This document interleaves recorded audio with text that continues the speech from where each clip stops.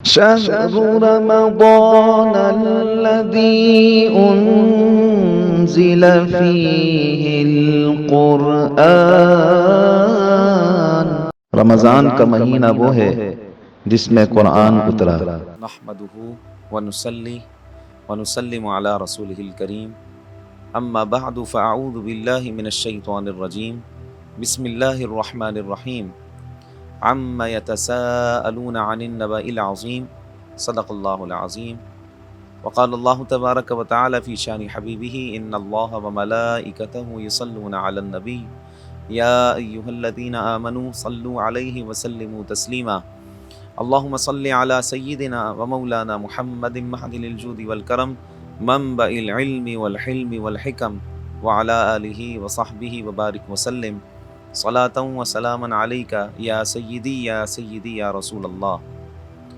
معزز ناظرین، السلام علیکم ورحمۃ اللہ وبرکاتہ۔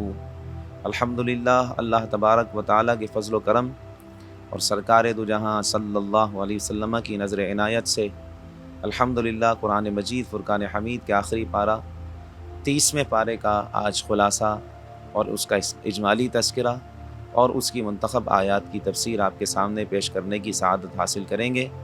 جاگ پیس ٹی وی کو یہ اللہ تبارک و تعالیٰ نے اعزاز بخشا ہے کہ جاگ پیس ٹی وی نے پورے رمضان آپ کے لیے خلاصہ تراویح کی صورت میں قرآن مجید فرقان حمید کے تمام پاروں کا خلاصہ آپ کے سامنے پیش کرنے کی سعادت حاصل کی ہے۔ اپنے لیے اپنی خاص دعاؤں میں جاگ کراچی کو یاد رکھیے گا، اور ہمارا جو چینل ہے جاگ پیس ٹی وی، یہ انشاءاللہ تعالیٰ آپ کے لیے اور بھی بہت سارے اس کے پلان ہیں، وہ آپ کے لیے پیش کرتے رہیں گے ہم، تو آپ اسے ضرور خود بھی سبسکرائب کریں اور اپنے دوست احباب کو بھی اس کے سبسکرائب کرنے کا آپ کہیں۔ بہت بہت شکریہ۔ معزز ناظرین، 30ویں پارے کا خلاصہ آج آپ کے سامنے پیش کرنے کی ہم سعادت حاصل کریں گے۔ 30ویں پارے میں کل 39 رکوع ہیں، اور 30ویں پارے میں جو صورتیں ہیں، پہلی صورت سورہ نبا ہے، دوسری صورت سورہ نازعات ہے، پھر اس کے بعد سورہ عبس ہے، پھر سورہ تکویر ہے، پھر سورہ انفطار ہے، پھر سورہ مطففین ہے، پھر سورہ انشقاق ہے، پھر اس کے بعد سورہ بروج ہے، پھر اس کے بعد سورہ طارق ہے، پھر سورہ اعلیٰ، پھر سورہ غاشیہ، پھر اس کے بعد سورہ فجر ہے، پھر اس کے بعد سورہ بلد ہے، پھر سورہ شمس ہے، پھر سورہ لیل ہے، پھر سورہ ضحیٰ ہے، پھر سورہ نشرح، پھر اس کے بعد سورہ تین ہے، پھر سورہ علق ہے جو قرآن مجید فرقان حمید کے نزول کے اعتبار سے سب سے پہلی صورت ہے، پھر اس کے بعد سورہ قدر ہے، پھر سورہ بینہ، پھر سورہ زلزال، پھر سورہ عادیات، پھر سورہ قاریہ، پھر اس کے بعد سورہ تکاثر ہے، پھر سورہ عصر ہے، پھر اس کے بعد سورہ ہمزہ، پھر سورہ فیل، سورہ قریش، پھر سورہ معون، پھر سورہ کوثر، پھر اس کے بعد سورہ کافرون، سورہ نصر، پھر اس کے بعد سورہ لہب، پھر سورہ اخلاص، سورہ فلق، اور آخر میں سورہ ناس۔ انشاءاللہ تعالی ہم ساری صورتوں کا آپ کے سامنے مختصر خلاصہ پیش کرنے کی بھرپور کوشش کریں گے کہ آپ کے سامنے ہم تمام صورتوں کا خلاصہ بھی آپ کے گوش گزار کریں، اور جو ان میں مفید باتیں وہ بھی آپ کے گوش گزار کرنے کی سعادت حاصل کریں۔ اما پارے کی جو سب سے پہلی صورت ہے وہ سورہ نبا ہے۔ ترتیب مصحف کے اعتبار سے یہ قرآن مجید فرقان حمید کی 78ویں، اور نزول کے اعتبار سے جو اس کا نمبر ہے وہ 80 نمبر پر ہے۔ اس صورت میں 40 آیتیں اور 2 رکوع ہیں، اور سورہ نبا کا معنی ہے خبر، اور نبا عظیم کا معنی بڑی خبر۔ تو بڑی خبر کے بارے میں اس میں سوال کیا جا رہا تھا، عما یتساءلون عن النبأ العظیم، تو عن النبأ العظیم اس میں موجود ہے، اس وجہ سے اس صورت کا نام سورہ نبا رکھا گیا۔ تو اس میں ایک خبر کے بارے میں وہ آپس میں اختلاف کر رہے تھے، ایک دوسرے سے سوال کر رہے تھے، وہ عظیم خبر کیا ہے؟ وہ قیامت کے وقوع کے بارے میں ایک دوسرے سے پوچھ رہے تھے۔ تو اللہ تبارک و تعالی نے ارشاد فرمایا، ان قریب قیامت برپا ہوگی تو انہیں معلوم ہو جائے گا۔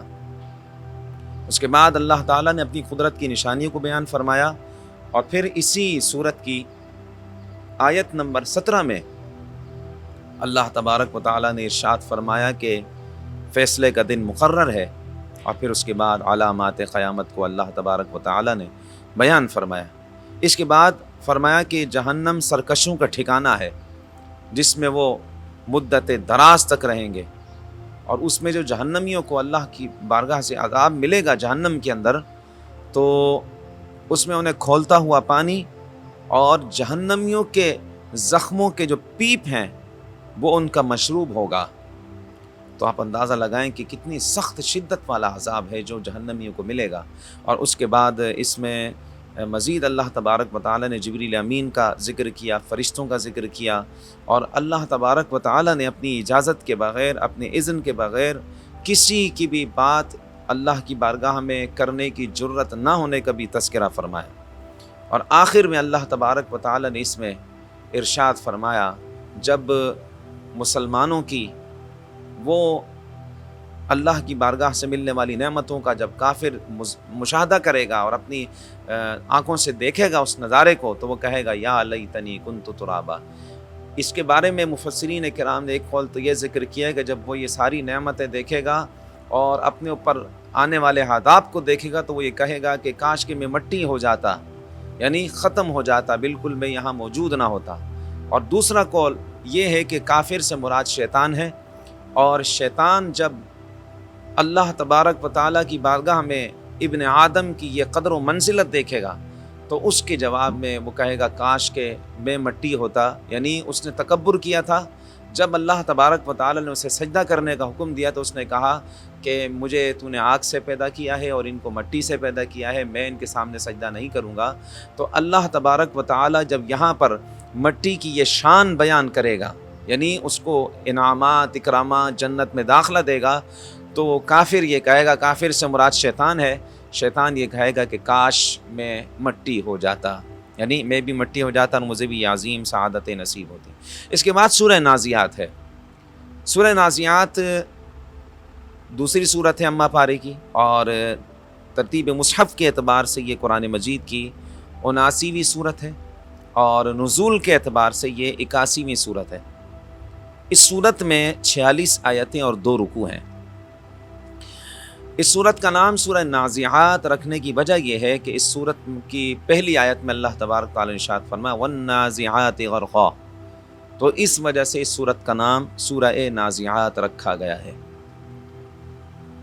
اس سورت میں اللہ تبارک و تعالیٰ نے ان فرشتوں کی قسم کھائی ہے کہ جو فرشتے جہنمیوں کی روح نہایت سختی کے ساتھ نکالتے ہیں۔ ان فرشتوں کی اللہ تبارک و تعالیٰ نے قسم کھائی کہ وہ فرشتے جو جہنمیوں کی روح نہایت سختی کے ساتھ نکالتے ہیں، اور آگے اس میں ارشاد فرمایا وَالنَّاشِطَاتِ نَشْطًا، اور اہل ایمان کی روح نہایت نرمی کے ساتھ نکالتے ہیں۔ اور اس کے بعد اللہ تبارک و تعالیٰ نے فرشتوں کا ذکر کیا ہے کہ وہ فرشتے جنہیں کارخانہ قدرت کے معاملات تفویض کیے جاتے ہیں، اور اس کے بعد اللہ تبارک و تعالیٰ نے ایک بار پھر قیامت کا تذکرہ فرمایا ہے۔ اور اس کے بعد اللہ تبارک و تعالیٰ نے اسی صورت میں اس بات کو بھی بیان فرمایا کہ موسیٰ علیہ السلام کو فرعون کو دعوت حق دینے کے لیے بھیجا گیا، اور اس نے ان کی تکذیب کی اور نافرمانی کی، اور اپنے آپ کو رب اعلیٰ کہا کہ انا ربکم الاعلیٰ، پھر اس نے خدائی کا دعویٰ کیا، تو پھر اللہ تبارک و تعالیٰ نے اسے عذاب دے کر در سے عبرت بنا دیا۔ اور اس کے بعد اللہ تبارک و تعالیٰ نے اسی صورت میں مرنے کے بعد جو دوبارہ زندگی ہے اس کے منکرین کے اشکال کو جواب دیتے ہوئے ایک بار پھر اللہ تبارک و تعالیٰ نے ارشاد فرمایا کہ مر جانے کے بعد دوبارہ زندہ کون کرے گا؟ تو وہ اللہ تبارک و تعالیٰ ہی ہے جو دوبارہ زندگی عطا فرمائے گا۔ اس کے بعد اللہ تبارک و تعالیٰ نے زمین و آسمان اور جو کچھ اس کے درمیان ہے اس کی تخلیق کا حوالہ دے کر فرمایا کہ دوبارہ پیدا کرنا دشوار ہے، یا اتنے بڑے نظام کائنات کو جو تمہارے سامنے موجود ہے قائم کرنا، یعنی تمہیں پیدا کرنا، دوبارہ پیدا کرنا، تمہیں دوبارہ زندگی دینا اللہ کے لیے یہ مشکل ہے، یا یہ کائنات کا جو نظام چل رہا یہ مشکل ہے؟ یقیناً وہ نظام مشکل ہے۔ تو وہ مشکل سے مراد یہ ہے کہ ایک نظام کائنات جو سامنے چل رہا ہے یہ بڑا نظام ہے، اور انسان کی جو اوقات ہے وہ ایک چھوٹی سی چیز ہے، اور اس نظام کائنات میں ایک چھوٹی سی نقطے کی مانند زمین پر رہنے والا ایک انسان جس کی کوئی اوقات نہیں، تو اس پورے نظام کو چلانا اللہ کے لیے اگرچہ سب کچھ آسان ہے، تو ایک مثال کے طور پر اللہ تبارک تعالیٰ فرما رہا ہے کہ اتنا بڑا جو نظام چلا رہا ہے وہ رب ہے، وہ جب اتنا بڑا نظام چلا رہا ہے تو ایک بندے کو، ایک انسان کو پیدا کرنا اس کے لیے کیا مشکل ہو سکتا ہے۔ اور اس کے بعد اللہ تبارک و تعالیٰ نے ارشاد فرمایا کہ سرکشوں کا ٹھکانہ جہنم، اور جن کے دلوں میں اللہ کا خوف وہ نفس پرست نہیں ہے ان کا ٹھکانہ جنت ہوگا۔ اس کے بعد سورہ عبس ہے۔ سورہ عبس مکی صورت ہے اور ترتیب مصحف کے اعتبار سے یہ قرآن مجید فرقان حمید کی 24ویں صورت ہے، اور جبکہ نزول کے اعتبار سے اس کا نمبر 80 ہے۔ سورہ عبس میں 42 آیتیں اور ایک رکوع ہے، اور اس کا نام جو سورہ عبس رکھا گیا وہ اس کی پہلی آیت کے اندر موجود ہے، عبس و تولی، تو اس وجہ سے اس کا نام سورہ عبس رکھا گیا۔ اس سورت کی جو وجہ تسمیہ بیان کی گئی ہے اور جو اس سورت کے حوالے سے شان نزول بیان کیا گیا، مفسرین کرام نے لکھا کہ نبی کریم صلی اللہ تعالی علیہ وسلم کی بارگاہ میں قریش کے بڑے بڑے سردار اور بڑے رئیس لوگ حاضر ہوئے، اور سرکار دو جہاں صلی اللہ تعالی علیہ وآلہ وسلم انہیں تبلیغ دین فرما رہے ہیں۔ اسی اثناء میں ایک نابینا صحابی جن کا نام حضرت عبداللہ ابن ام مکتوم رضی اللہ تعالی عنہ تشریف لائے، اور حاضر ہو کر عرض کی، یا رسول اللہ صلی اللہ تعالی علیہ وآلہ وسلم، اللہ تعالیٰ نے جو آپ کو سکھایا ہے حضور وہ مجھے بھی سکھائیے۔ اور وہ درمیان میں بار بار اس بات کو بولتے جس سے سرکار دو عالم صلی اللہ تعالی علیہ وسلم کو یہ مداخلت ناگوار گزری، اور یہ ناگواری فریضہ تبلیغ میں بے جا مداخلت پر تھی اور بجا بھی تھی، لیکن اللہ تعالیٰ نے پھر بھی حضرت عبداللہ ابن ام مکتوم رضی اللہ تعالیٰ عنہ کی دلجوئی کرتے ہوئے ارشاد فرمایا، عبس و تولی ان جاءہ الاعمی وما یدریک لعلہ یزکی۔ اس سے یہ بات ثابت ہوئی کہ اس بارگاہ میں شکستہ دلوں اور سوختہ جگروں کو جو مقام حاصل ہے وہ کسی اور کو نہیں۔ اور جو لوگ اس سورہ مبارکہ سے سرکار دو عالم صلی اللہ تعالی علیہ وآلہ وسلم کے مرتبہ کی تنقیص کرتے ہیں، ان کے لیے ایک بس میری بات یہ سمجھ لیں کہ وہ محب اور محبوب کے درمیان رمز محبت سے ناواقف ہیں اور پرلے درجے کے احمق اور کم فہیم ہیں، کہ جنہیں محبوب اور محب کے درمیان ہونے والی رمز محبت سے نا آشنائی ہو، وہ کہے کہ فہیم اور کہے کہ وہ سمجھدار ہو سکتے ہیں۔ اس صورت کے آخر میں قیامت کے نفسی والے منظر کو اللہ تبارک تعالی نے بیان فرمایا، اور فرمایا کہ دنیا میں ایک دوسرے پر جان چھڑکنے والے، محبت کا دعویٰ کرنے والے دامن چھڑائیں گے، ایک شخص اپنے بھائی، ماں باپ، بیوی اور بیٹوں سے جان چھڑا کر بھاگے گا۔ اللہ تعالیٰ فرماتا ہے کہ سب کو اپنی پڑی ہوگی، کچھ چہرے روشن مسکراتے اور حشاش بشاش چہرے ہوں گے، یہ اہل ایمان کے ہوں گے، اور کچھ چہرے غبار آلود ہوں گے اور ان پر سیاہی چھائی ہوئی ہوگی۔ معزز ناظرین، یہ قیامت کا منظر اللہ تبارک و تعالیٰ نے اس میں بیان فرمایا۔ یوم یفر المرء من اخیہ، آدمی اپنے بھائی سے، وامہ وابیہ، اور اپنے ماں باپ سے، وصاحبتہ وبنیہ، اور اپنے بیوی بچوں سے بھاگ رہا ہوگا۔ لکل امرئ منہم یومئذ شأن یغنیہ، اس دن ہر کسی کو اپنی پڑی ہوگی۔ وجوہ یومئذ مسفرہ، اس دن کچھ چہرے روشن ہوں گے، ضاحکۃ مستبشرہ، حشاش بشاش چہرے ہوں گے، مسکراتے چہرے ہوں گے۔ ووجوہ یومئذ علیہا غبرہ، اور کچھ چہرے غبار آلود ہوں گے۔ ترہقھا قطرہ، اور ان کے چہروں کے اوپر سیاہی لگی ہوئی ہوگی۔ تو اللہ کی بارگاہ میں دعا کرتے رہیں کہ اللہ کریم ہمیں ان میں سے کر دے کہ جن کے چہرے روشن ہوں گے۔ اور کن کے چہرے روشن ہوں گے؟ تو وہ اہل ایمان کے ہوں گے جنہوں نے اپنی ساری زندگی اطاعت اور فرما برداری والی زندگی گزاری ہوگی، جن کا شب و روز اللہ کی عبادت اور ریاضت میں گزرا ہوگا، اور ساتھ ساتھ انہوں نے توبہ استغفار کی کثرت کی ہوگی۔ اس کے بعد سورہ تکویر ہے۔ سورہ تکویر مکی صورت ہے، ترتیب مصحف کے اعتبار سے یہ قرآن مجید فرقان حمید کی 81ویں اور نزول کے اعتبار سے اس کا نمبر 7واں ہے۔ اس صورت میں 25 آیتیں اور 1 رکوع ہے۔ اس میں اللہ تبارک و تعالی نے ارشاد فرمایا اذا الشمس کورت، کورت سے اس کا مصدر تکویر لیا گیا ہے، اور اسی وجہ سے اس صورت کا نام سورہ تکویر رکھا گیا۔ اس صورت میں بھی اللہ تبارک و تعالی نے علامات قیامت کو بیان فرمایا۔ ارشاد فرمایا سورج کی بساط نور کو لپیٹ دیا جائے گا، ستارے جڑھ جائیں گے، پہاڑ چلائے جائیں گے، 10 ماہ کی حاملہ اونٹنیاں بیکار چھوڑ دی جائیں گی، یعنی دنیا کی مال و دولت کی قدر ختم ہو جائے گی، وحشی جانور جمع کیے جائیں گے، سمندر بھڑکائے جائیں گے، جانیں ایک بار پھر جسموں سے ملا دی جائیں گی، اور آگے چل کر فرمایا کہ اعمال کے صحیفے پھیلا دیے جائیں گے، دوزخ کو بھڑکایا جائے گا، جنت قریب کر دی جائے گی، اور ہر شخص جان لے گا کہ اس نے اپنی آخرت کے لیے کیا ذخیرہ عمل آگے بھیجا ہے۔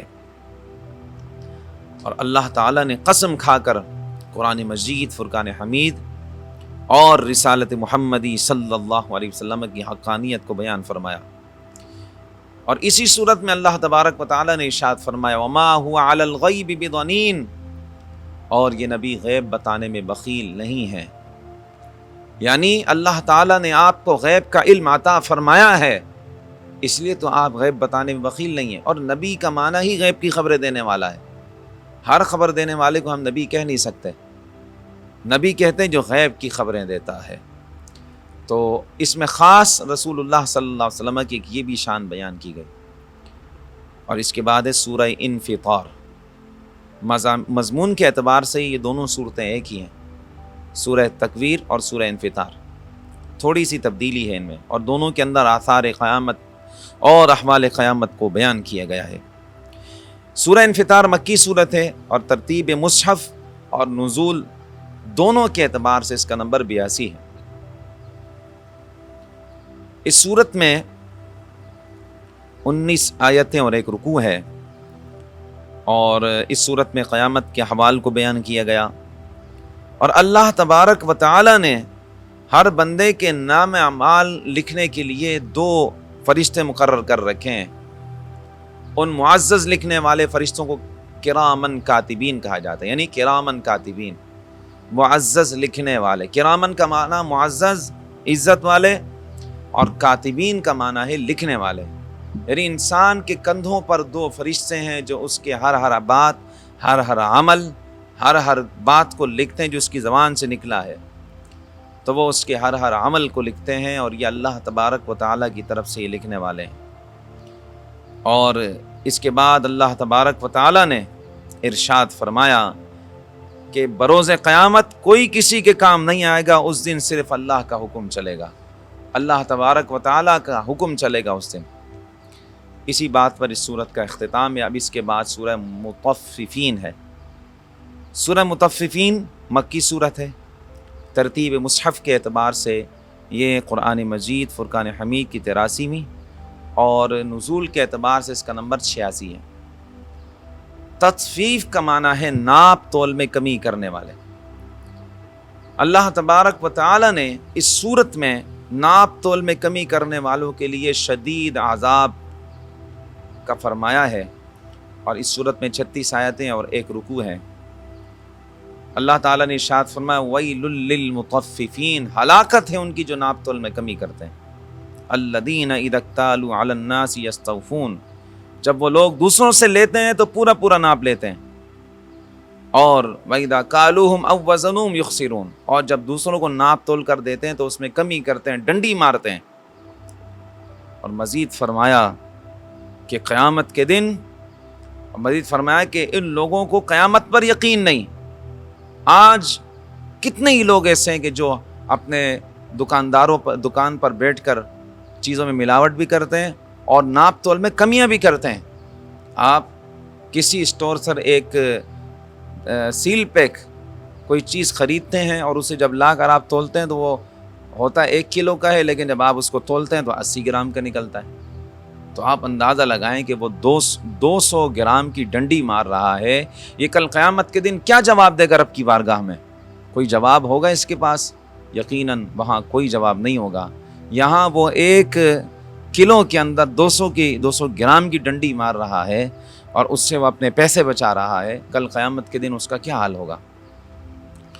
تو ایسا لوگ اس لیے کرتے ہیں جب ان کا قیامت کے اوپر سے یقین ختم ہو جاتا ہے، وہ یہ سمجھتے ہیں دنیا ہی بس دنیا ہے۔ ایسا نہیں ہے، بار بار اللہ تعالیٰ نے اس قرآن کے اندر بار بار، آپ جب بھی مکی صورتیں پڑھیں گے اس میں اللہ تعالیٰ نے عقائد کو بیان فرمایا، اور عقائد میں خاص طور پہ اللہ تعالیٰ نے اس کا تذکرہ فرمایا کہ قیامت کا وقوع ہے، قیامت یقینی واقع ہوگی۔ کہیں فرمایا الحاقۃ ما الحاقہ، حقہ کا معنی سچ مچ ہونے والی ہے، یقینی طور پر قیامت کا وجود ہونے والا ہے۔ آپ جب سورہ فاتحہ پڑھتے ہیں اس میں بھی پڑھتے ہیں الحمدللہ رب العالمین الرحمن الرحیم مالک یوم الدین۔ اللہ تعالیٰ نے فرمایا یوم جزا کا مالک۔ یوم جزا کا مالک کیا ایک ہی دن قیامت کے دن کا مالک؟ کیا اور دنوں کا اللہ مالک نہیں ہے؟ کیوں اس دن کا بارے میں فرمایا؟ اس دن کا مالک ہونے کا تذکرہ اس لیے کیا کہ اس دن اللہ کے علاوہ کوئی مالک نہیں ہوگا۔ اس دن سب اللہ کی بارگاہ میں حاضر ہوں گے، اور اس دن حکم چلے گا تو اللہ ہی کا چلے گا۔ تو اللہ تبارک و تعالیٰ ان کے بارے میں ارشاد فرمایا جو اب ناپ تول میں کمی کرتے ہیں کہ ان کا قیامت پر یقین نہیں، اور یہ بھی فرمایا کہ کافروں کا نام اعمال سجین میں ہے، جو کہ مہر لگا ہوا صحیفہ ہے۔ یہ لوگ قیامت کو جھٹلاتے ہیں اور آیات الہی کو پچھلی قوموں کی قصے کہانیاں قرار دیتے ہیں، اور اللہ تبارک و تعالیٰ نے فرمایا ان کے کرتوتوں کے سبب ان کے دلوں پر زنگ ہے، اور یہ آخرت میں اپنے رب کے دیدار سے محروم ہو جائیں گے۔ کتنی بڑی ضلالت ہے کسی بندے کے لیے کہ وہ اپنے رب کی دیدار سے محروم ہو جائے۔ مزید فرمایا کہ نیکوکاروں کا جو صحیفہ ہوگا، ان کا نامہ اعمال ہوگا، وہ علیین میں ہوگا، اور یہ بھی سیل پیک ہوگا، مہر بند ہوگا، جس پر اللہ کے مقرب بندے گواہ ہیں۔ مزید فرمایا کہ نیککاروں کو جنت میں راحت میں ہوں گے، اور ان کے چہرے تر و تازہ ہوں گے، انہیں شراب طہور پلائی جائے گی جس کی خوشبو مشک ہے، یعنی انہیں پاکیزہ شراب پلائی جائے گی جنت میں۔ اس کے بعد سورہ انشقاق ہے، ترتیب کے اعتبار سے 84 اور نزول کے اعتبار سے 83ویں نمبر پر۔ اس صورت میں 25 آیاتیں اور 1 رکوع ہے، اور اس کی پہلی آیت اذا السماء انشقت، اس سے اللہ تبارک و تعالی نے ارشاد فرمایا آسمان جب پھٹ پڑے گا، تو اس کا مصدر نکالا گیا ہے انشقاق، تو اس وجہ سے اس سورت کا نام سورہ انشقاق رکھا گیا۔ اس سورت میں بھی آثار و احوال قیامت کو بیان کیا، اور قیامت کے دن جن لوگوں کا نام اعمال یعنی ان کا رزلٹ کارڈ ان کے دائیں ہاتھ میں دیا جائے گا، ان کا اخروی حساب بہت آسان ہوگا، اور وہ اپنے اہل کی طرف خوشی خوشی لوٹے گا۔ اور جن کا نام اعمال ان کی پیٹھ پیچھے سے دیا جائے گا، یا ان کے الٹے ہاتھ میں دیا جائے گا، ان کے بائیں ہاتھ میں دیا جائے گا، تو وہ کہے گا کاش کہ مجھے موت آ جائے، اور جہنم کی بھڑکتی ہوئی آگ میں اس کو جھونک دیا جائے گا۔ اس میں اللہ تبارک و تعالی نے شفق، رات اور چاند کی قسم کھا کر فرمایا قیامت کا دن مشرکین کے لیے نہایت سخت ہوگا، اور پھر اس میں اللہ تبارک و تعالی نے مشرکین و کفار کی ایمان نہ لانے اور سجدہ نہ کرنے کی مذمت کی، اور ان کے لیے دردناک عذاب کی وعید بیان فرمائی، اور مومنین صالحین کے لیے کبھی نہ ختم ہونے والے اجر کو بیان فرمایا۔ اس کے بعد سورۃ البروج ہے، یہ مکی سورت ہے، ترتیب کے اعتبار سے 85ویں اور نزول کے اعتبار سے 27ویں نمبر پر ہے۔ برج کی جمع بروج ہے، برج سیارے کو بھی کہتے ہیں اور ستاروں کو بھی کہا جاتا ہے۔ 22 اس میں آیتیں ہیں اور اس میں 1 رکوع ہے۔ اس کی پہلی آیت مبارکہ والسماء ذات البروج، اس سے اللہ تبارک و تعالی نے آسمان ذات بروج یعنی ستاروں والے آسمان کی قسم کھائی ہے، تو اس لیے بروج کا یہاں تذکرہ ہے، اس وجہ سے اس سورت کو سورہ بروج کہتے ہیں۔ اس سورت میں اللہ تبارک و تعالی نے اس کی ذات پر ایمان لانے کی پاداش میں اصحاب الاخدود یعنی خندق والوں کو اس طرح قتل کیا گیا کہ انہیں بھڑکتی ہوئی آگ میں ڈال دیا گیا۔ ان کی شان بیان کی، قتل اصحاب الاخدود النار ذات الوقود اذ هم علیہا قعود وهم علی ما یفعلون بالمؤمنین شہود، کہ اصحاب اخدود جن کا مختصر میں آپ کو ذکر کرتا ہوں کہ ایک بادشاہ تھا جس کے پاس ایک عدد جادوگر تھا۔ وہ جادوگر جب بڑھاپے کی عمر میں پہنچا تو اس نے اپنے بادشاہ کو پیغام بھیجا کہ میں عنقریب اس دنیا سے جانے والا ہوں، تو اپنا کوئی ہونہار نوجوان میرے پاس بھیجو جسے میں وہ جادو سکھا دوں۔ بادشاہ نے ایک نوجوان جو کہ انتہائی ذہین تھا اسے اس جادوگر کے پاس جادو سیکھنے کے لیے بھیج دیا۔ جادوگر کے پاس جب وہ نوجوان جاتا تو راستے میں ایک راہب کا آستانہ بھی پڑتا تھا۔ راہب نیک صالح موحد تھا، اللہ کا نیک بندہ تھا۔ تو وہ نوجوان اس راہب کے پاس کچھ دیر ٹھہرتا، اس کے پاس بیٹھ کر اس کی باتیں سنتا، اور پھر ساحر یعنی جادوگر کے پاس پہنچ جاتا۔ جادوگر کے پاس جب وہ دیر میں پہنچتا تو جادوگر اسے مارتا۔ اس نے اس کا تذکرہ راہب سے کیا۔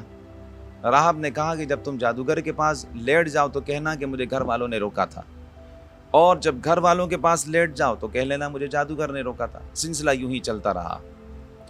ایک دن راستے میں ایک خونخوار جانور آ گیا جو کہ نقصان پہنچانے والا جانور تھا، تو اس بچے نے پتھر اٹھا کر اس جانور کو مارنے کے لیے اس پتھر کو اٹھا کر کہا کہ یا اللہ اگر تیری بارگاہ میں راہب کا مقام زیادہ ہے تو اس جانور کو میرے پتھر سے مار دے، اگر ساحر کا مقام زیادہ ہے تو یہ جانور بچ جائے۔ اس نے جیسے ہی پتھر مارا تو وہ جانور مر گیا۔ تو اس کو پتہ چلا کہ راہب کا مقام اللہ کی بارگاہ میں بہت ہے۔ اس کے بعد وہ نوجوان جو ہے وہ آ گیا راہب کے پاس، اور اس نے آ کر کہا کہ اس طرح آج راستے میں ایک جانور آیا اور اس کو میں نے اس انداز سے قتل کر دیا۔ تو اس راہب نے کہا کہ تمہارا اب مقام مرتبہ وہ ہو گیا ہے کہ جو میرا بھی نہیں ہے، اور ان قریب تمہارا مزید مقام ہو جائے گا، لیکن میرا پتہ تمہیں کسی کو بھی نہیں دینا ہے، میرے بارے میں تم نے کسی کو بھی نہیں بتانا۔ اب ہوا یہ کہ اس نے ساحر سے بھی بہت کچھ سیکھ لیا اور راہب سے بھی۔ اب لوگ دور دراز سے اس کے پاس اپنی بیماریوں کا علاج کروانے کے لیے آنے لگے۔ کوئی برس میں مبتلا ہوتا وہ اس کے اوپر ہاتھ پھیرتا، وہ بالکل شفا یاب ہو جاتا۔ کوئی اندھا ہوتا تو وہ اس کے اوپر دم کرتا تو اس کی آنکھیں روشن ہو جاتی۔ بڑی تعداد میں لوگ آنے لگے تو یہ خبر بادشاہ تک پہنچی۔ بادشاہ نے کہا کہ تم تو لوگوں کو شفا دے رہے ہو، تمہارے پاس سے ایک بڑی مخلوق شفایاب ہو رہی ہے، لوگوں کا جم غفیر تم سے مستفید ہو رہا ہے۔ اس نے کہا یہ شفا میری طرف سے نہیں، یہ میرے رب کی طرف سے۔ تو بادشاہ نے کہا تیرا رب اور کون ہے؟ بادشاہ تو خود رب ہونے کا کر رہا تھا، خود رب ہونے کا دعویٰ کر رہا تھا۔ اس نے کہا تیرا رب کون ہے؟ اس بچے نے کہا، اس نوجوان نے کہا میرا رب اللہ ہے۔ بادشاہ نے کہا یہ تجھے کس نے سکھایا کہ تیرا رب اللہ ہے؟ اب اسے تو راہب نے منع کیا ہوا تھا کہ میرا نام مت دینا۔ بادشاہ نے اس بچے پر سختیاں کی بہت زیادہ، لیکن اس نے نام نہ بتایا۔ بالآخر جب بہت سختیاں کی تو اس نے نام بتا دیا کہ مجھے اس طرح راہب نے بتایا تھا۔ راہب کو لایا گیا۔ لانے کے بعد اس راہب سے کہا کہ اپنا دین چھوڑ دو، اللہ پر جو تمہارا یقین ہے، ایمان ہے، اسے چھوڑ دو اور تم اس دین میں آ جاؤ، جس دین پر ہم ہیں اس دین میں آ جاؤ۔ تو اس راہب نے کہا نہیں، میرے ساتھ آپ نے جو کرنا کر لیں، میں اس دین کو چھوڑنے کے لیے تیار نہیں ہوں، میں قطعی طور پر اس دین کو نہیں چھوڑوں گا۔ اس نے کہا کہ تمہارے سر کے 2 ٹکڑے کر دیے جائیں گے۔ راہب نے کہا تم نے جو کرنا ہے کرو، میں اس دین کو نہیں چھوڑوں گا۔ تو اس بادشاہ نے کیا کیا، ایک تیز دھار آلہ جو ہے اس کے درمیان، سر کے درمیان میں رکھا اور اس کو چلا کر اس کے پورے بدن کے 2 ٹکڑے کر دیے۔ اس نے ٹکڑے ہونا تو برداشت کیا لیکن دین کو چھوڑنا برداشت نہیں کیا۔ واہ واہ سبحان اللہ، کیسے لوگ تھے، کتنی استقامت کا پہاڑ تھے۔ ایسے ہی تھوڑی اللہ تعالیٰ نے ان کا ذکر قرآن مجید میں کیا۔ اس کے بعد ایک اور شخص کو لایا گیا، اس سے بھی یہ بات کہی۔ اس نے کہا نہیں، میں دین سے نہیں پھروں گا۔ اس کے بھی 2 ٹکڑے کیے گئے۔ بالآخر اب جب اس بچے کی باری آئی تو بادشاہ نے کہا اس کو لے کر چلے جاؤ پہاڑ کی چوٹی پر اور وہاں سے اس کو نیچے پھینکو۔ جب اس بچے کو پہاڑ کی چوٹی پر لے کر جانے لگے اس نے دعا کی، یا اللہ کوئی ایسا سبب بنا کہ یہ سب چھوڑ دیں۔ زمین میں زلزلہ برپا ہو گیا اور سب کے سب مر گئے۔ یہ بچہ دوبارہ بادشاہ کے پاس آ گیا۔ بادشاہ نے کہا وہ لوگ کہاں ہیں جو تمہیں مارنے کے لیے لے کر گئے تھے؟ تو اس نوجوان نے کہا کہ وہ سب کے سب مر چکے ہیں۔ اب بادشاہ نے اس کو اس طرح کیا کہ ایک جگہ پر کھڑا کیا اور اس کو شہید کیا۔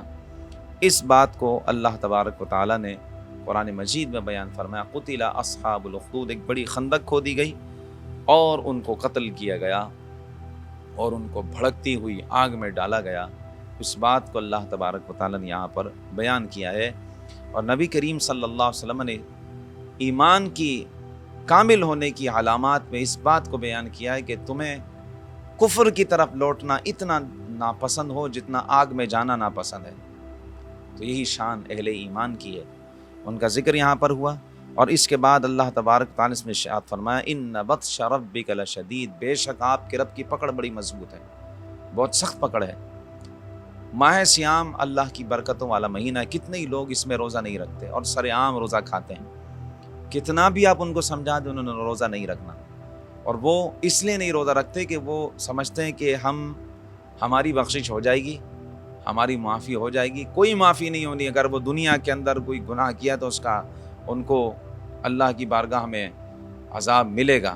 میرا یہ جملہ اس اعتبار سے ہے کہ وہ اس آس پر بیٹھے ہیں کہ ہم معافی ہو جائے گی اور دبا دب گناہ کیے جا رہے ہیں۔ اس کی مثال آپ یہ سمجھ لیں کہ ہمارے اس معاشرے میں سرجن موجود ہیں، تو کوئی شخص یوں کہے کہ چونکہ سرجن موجود ہے تو میں اپنی کھڑکی سے چھلانگ لگا کر اپنی ٹانگیں توڑوا دوں اور بعد میں جا کر میں اس کا آپریشن کروا دوں گا، اس کو درست کروا دوں گا۔ کیا بتائیں آپ اس کو عقل مند کہیں گے؟ یہی مثال ان کی ہے کہ اللہ تعالیٰ غفار ہے، گناہوں کو بخشنے والا ہے، تو کوئی اس صفت غفاریت کو بنیاد بنا کر دھڑا دھڑ گناہ کرتا رہے اور گناہوں پر جری ہو جائے، اللہ تعالیٰ کو ایسا شخص پسند نہیں ہے۔ اللہ تعالیٰ کو وہ پسند ہے کہ جو اس کے احکامات پر عمل کرتا ہے۔ یہ کیسے ہم اللہ کے بندے ہیں کہ اللہ کے حکم کو پس پشت ڈال کر بیٹھے ہیں اور پھر اللہ کی رحمت سے امید بھی لگائی ہوئی ہے؟ تو اس پر ہمیں لازمی طور پر سوچنا چاہیے کہ ان بطش ربک لشدید، بے شک آپ کے رب کی پکڑ بڑی سخت ہے، بڑی مضبوط ہے۔ اور اس کے بعد اللہ تبارک و تعالیٰ نے ارشاد فرمایا، وہی پیدا کرتا ہے، وہ دوبارہ زندہ کرے گا، اور وہ جس کام کا ارادہ فرما لے اس کو کرنے والا ہے۔ فعال لما یرید، وہ جس کام کا وہ ارادہ کر لے اس کو وہ کرنے والا ہے، ضرور کرنے والا ہے۔ اس کے بعد سورہ طارق ہے، اور سورہ طارق مکی سورت ہے، ترتیب مصحف کے اعتبار سے 86 اور نزول کے اعتبار سے 36ویں نمبر پر۔ اس سورت میں 17 آیتیں اور ایک رکوع ہے۔ اس کی پہلی آیت میں اللہ تعالیٰ نے ارشاد فرمایا، والسماء والطارق، والطارق اس میں لفظ موجود ہے، اس لیے سورت کا نام سورہ طارق رکھا گیا۔ اس سورت میں انسان کو اس کے مادہ تخلیق اور کیفیت تخلیق کی جانب متوجہ فرمایا، اور فرمایا جس دن چھپی باتیں ظاہر کر دی جائیں گی اس وقت اللہ کے سوا نہ کوئی مددگار ہوگا اور نہ کسی کے پاس طاقت ہوگی۔ پھر اس کے بعد سورہ اعلیٰ ہے، ترتیب مصحف کے اعتبار سے یہ قرآن مجید فرقان حمید کی یہ 87ویں اور نزول کے اعتبار سے اس کا نمبر 8 ہے یا 8ویں نمبر پر ہے۔ اس صورت میں اللہ تبارک تعالیٰ نے ارشاد فرمایا، سبح اسم ربک الاعلیٰ، پہلی آیت میں تو اس میں اعلیٰ کا لفظ موجود ہے، اس لیے سورت کو سورہ اعلیٰ کہا جاتا ہے۔ اس سورت میں 9 آیتیں اور ایک رکوع ہے، اور اس سورت میں اللہ تبارک و تعالیٰ نے فرمایا کہ ان قریب ہم آپ کو قرآن پڑھائیں گے، سنقرئک فلا تنسیٰ، تو پھر اس کے بعد آپ ہرگز نہ بھولیں گے۔ اس کی ابتدا میں اللہ تعالیٰ کی قدرت کاملہ اور بلندی کا ذکر فرما کر اس کی تسبیح کرنے کا حکم دیا گیا ہے، اور اس سورت کے آخر میں فرمایا کہ قد افلح من تزکا، وہ شخص کامیاب ہو گئے جس نے اپنا تزکیہ نفس کر لیا، اپنے باطن کو صاف کر لیا، وذکر اسم ربہ، اور اپنے رب کے نام کا ذکر کیا، فصلی، اور نماز پڑھی، اور فرمایا تم دنیا کی زندگی کو ترجیح دیتے اور آخرت بھی بہت عمدہ اور باقی رہنے والا ہے، باقی رہنے والی ہے آخرت۔ اور پھر ارشاد فرمایا بے شک یہی پیغام پہلے صحیفوں ابراہیم اور موسیٰ علیہم السلام کے صحیفوں میں مذکور ہے۔ اس کے بعد سورہ غاشیہ ہے۔ سورہ غاشیہ مکی صورت ہے۔ اس صورت کی پہلی آیت الغاشیہ یعنی هل اتاک حدیث الغاشیہ، یہ اس میں موجود ہے، اس وجہ سے اس صورت کا نام سورہ غاشیہ رکھا گیا۔ ترتیب کے اعتبار سے 80، 88 اور نزول کے اعتبار سے 68ویں نمبر پر۔ اس صورت میں 26 آیتیں اور 1 رکوع ہے۔ اس صورت کے شروع میں ان لوگوں کے انجام کا ذکر ہے جو آخرت کے عذاب سے دوچار ہوں گے۔ اس کے بعد ان خوش نصیب مومنوں کا ذکر ہے جنہیں اخروی نعمتوں سے سرفراز کیا جائے گا۔ پھر اللہ تعالیٰ کی شان تخلیق اس میں بیان کی گئی اور اللہ تعالیٰ کی توحید، اس کی قدرت، اس کی حکمت اور اس کے علم، آسمانوں، اونٹوں، پہاڑوں اور زمینوں وغیرہ کی تخلیق سے اس میں استدلال کیا گیا۔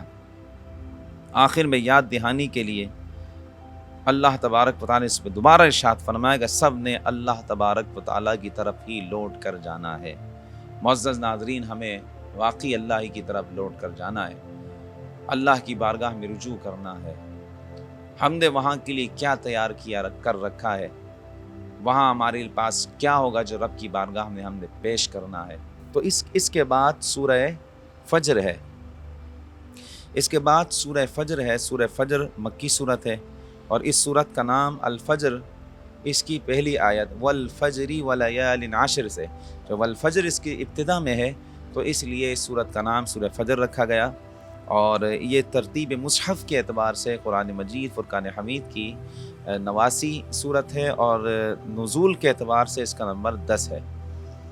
اس صورت میں 30 آیتیں اور 1 رکوع ہے اور اس صورت کی ابتدائی آیات میں اللہ تعالیٰ نے فجر کی قسم کھائی، والفجر ولیال عشر، اور 10 راتوں کی قسم کھائی۔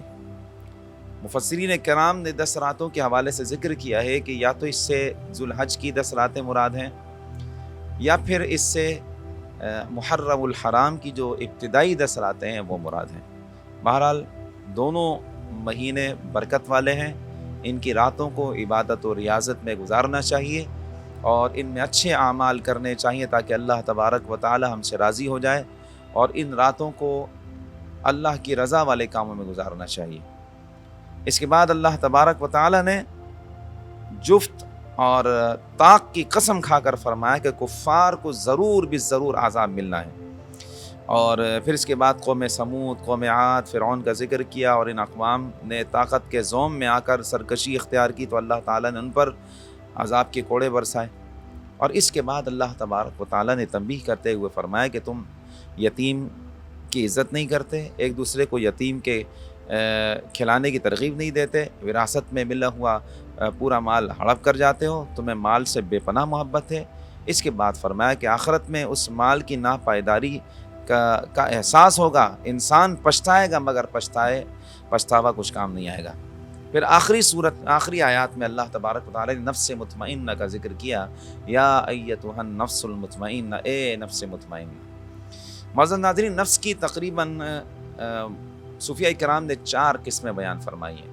ایک نفس امارہ جو انسان کو برائی کی طرف لے کر جاتا ہے، دوسرا نفس لوامہ جو انسان کو برائی کرنے پر اس کو ملامت کرتا ہے، اور تیسرا نفس ملہمہ جو ذہن میں وساوس، خیالات، بہت سارے وسوسے آتے ہیں، انسان کے الہام ہوتا ہے، اور چوتھا نفس جب انسان ان گھاٹیوں سے گزر جاتا ہے تو نفس مطمئنہ کے مقام پر پہنچتا ہے کہ انسان ہر قسم کے گناہ سے، ہر قسم کے عیب سے، ہر قسم کی نافرمانی سے، ہر قسم کی غلاظت سے پاک صاف ستھرا ہو جاتا ہے تو وہ نفس مطمئنہ بن جاتا ہے۔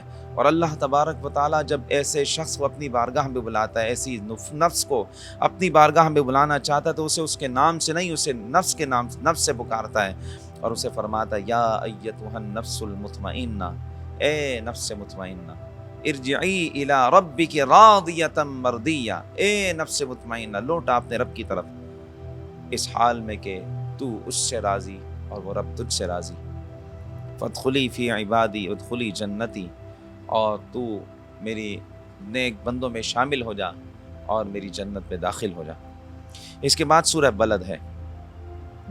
سورہ بلد ترتیب مصحف کے اعتبار سے 90 نمبر پر اور نزول کے اعتبار سے اس کا نمبر 25 ہے۔ یہ بھی مکی صورت ہے اللہ تعالیٰ نے ارشاد فرمایا لا اقسم بہذا البلد، تو اس میں بلد کا لفظ ہے، اس لیے سورت کو سورہ بلد کہا جاتا ہے۔ اس سورت میں 20 آیتیں اور ایک رکوع ہے۔ اللہ تعالیٰ نے ارشاد فرمایا لا اقسم بہذا البلد، میں اس شہر کی قسم نہیں کھاتا۔ یہ شہر کون سا شہر ہے؟ یہ شہر مکہ ہے۔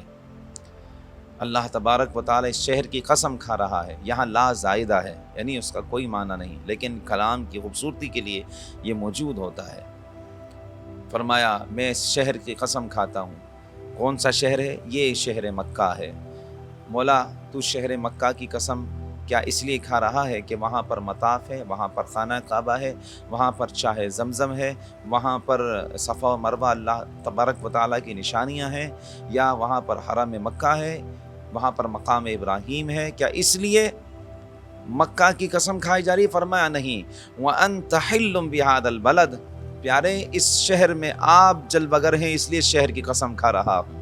یعنی شہر مکہ کی قسم اللہ تبارک و تعالیٰ اس لیے کھا رہا ہے کہ اس شہر میں ہمارے آقا صلی اللہ علیہ وسلم چل پھر رہے ہیں۔